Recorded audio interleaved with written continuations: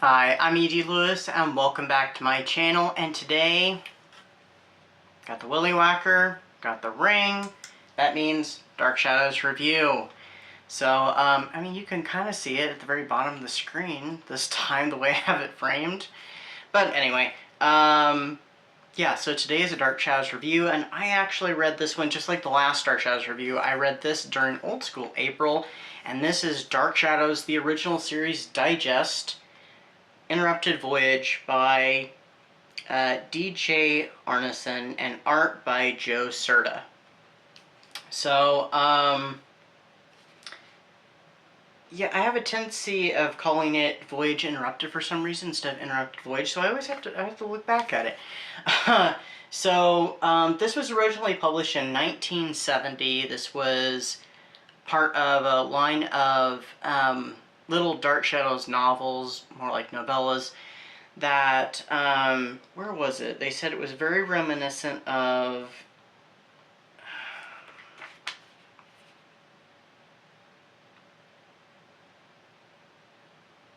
I can't find it.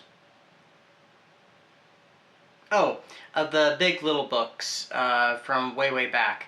I think those came out around, what, the 1940s or so? So, yeah, this came out in June of 1970 originally by Gold Key Comics, and the illustrations were originally in like 2 different colors, so they were, 18 of them were in black and purple, and 17 were in black and green. This is the Hermes Press edition, which was published, I think republished around 2012. Yes, 2012. And all the illustrations have been colorized to match their re-releases of the Gold Key Comics in full color. So this one follows Barnabas Collins. He's not a vampire in this. He's escaped the vampire curse, but he is being drawn to this very particular room at Collinwood called, I think it's the Captain's Room. I'm referring to Captain Daniel Collins, not a character from the show. There he discovers the spirit of Annabella Collins, who died tragically at sea on her way to Salem, Massachusetts to meet and marry her fiancé. She has asked Barnabas to help her to free her fiancé, who is even now in the year 1970 still under the control of a witch. So Barnabas ends up traveling through time, through a rather creative way, back to Salem in, I think it's 1810. I'm not sure. I will pop it up on the screen. Where he and Annabella start to seek out Annabella's fiancé, whose name keeps escaping me off the top of my head. And they do encounter the witch in question. There is only 2 characters from this one. Now, the last time I did a review, when I was talking about the comics, I did forget a character or 2, and I did forget that the second comic I'd read actually did make some references to some characters, though it only contained Barnabas and Angelique. This one only contains also Barnabas and Angelique in a very small part. She appears as a ghost, and she also has a little more corporeal form later on in the story. But mostly Barnabas is up against a sister witch of Angelique. Not her literal sister, but a fellow witch, part of the same coven, if you will. This one was pretty entertaining for the most part. There was...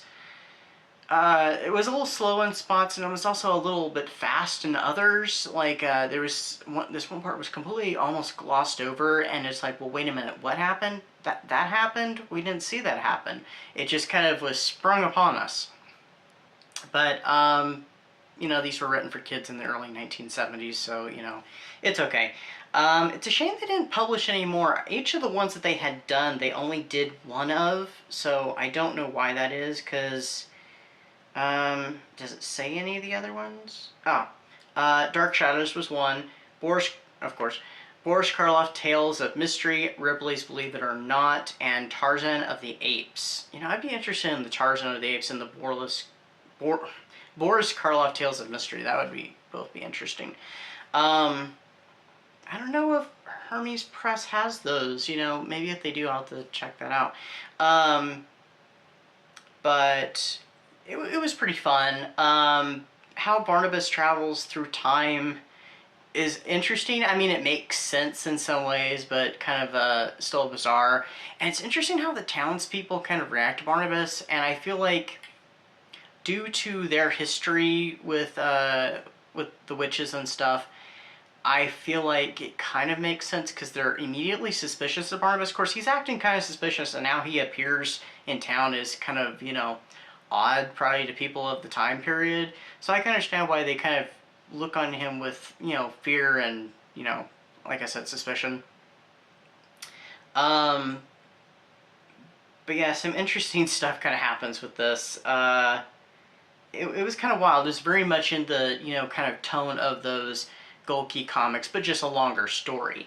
I'm going to quickly show you some illustrations, and then there's also a little bit I can share with you at the back. So, actually, here's our main witch, and also, oh, his name is Michael, by the way, Annabella's fiance. So this is Michael and our witch, whose name is Calandra.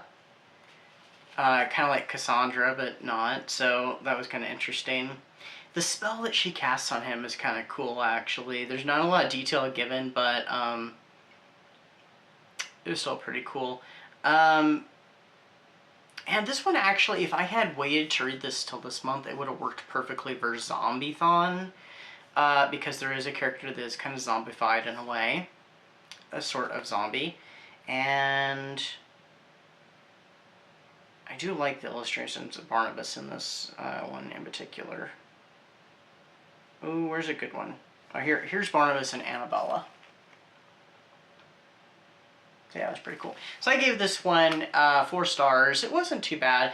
I just wish I hadn't kind of glossed over some things, but then again, younger audience, so you know, like they're gonna care. At the back of this book, there's some cool special features. There's some a bunch of photographs from the show, publicity stills and whatnot. And so we get, you know, I think this was actually from the original cover. This is the photo that was used for the original cover, I think, which it's a shame that it wasn't, you know, done up like that instead of doing one of the illustrations from the book itself. There's a great one of Angelique during the Adam storyline, I do believe. Actually, it's her and Victoria Winters, but you can't see Victoria Winters very well. She's got her back to the camera. We have Gregory Trask, you know, Jerry Lacey. I could use some choice words for that character, but I'm not going to. There's also a really great one of Quentin. That's the last one I think I'll show you. Well, there's also a great one of Louis Edmonds, Laura Parker, but I'm going to show you the Quentin one really quick. Oh, and also Joan Bennett's got a really great one, but here's the really nice one of Quentin. There's another one of Quentin next to it, but this is the one I wanted to point out, so that's a really good headshot of David Selby. So yeah, that's my review of Dark Shadows. So continuing my celebration of being 20 years a Dark Shadows fan, I will tell the story of... I got a couple stories, actually. Who knows, they may end up in the same review. But I'm going to wait till later on to tell those, till I have another comic book to review that's part of the Gold Key. I can tell how I actually stumbled upon, because I don't even know they existed at the time until I found one out in the wild one time. And how actually I came to be a fan of Dark Shadows. I'm going to tell that closer to the date to commemorate it. So anyway, until next time, stay safe, stay spooky, and I'll see you then. Bye-bye.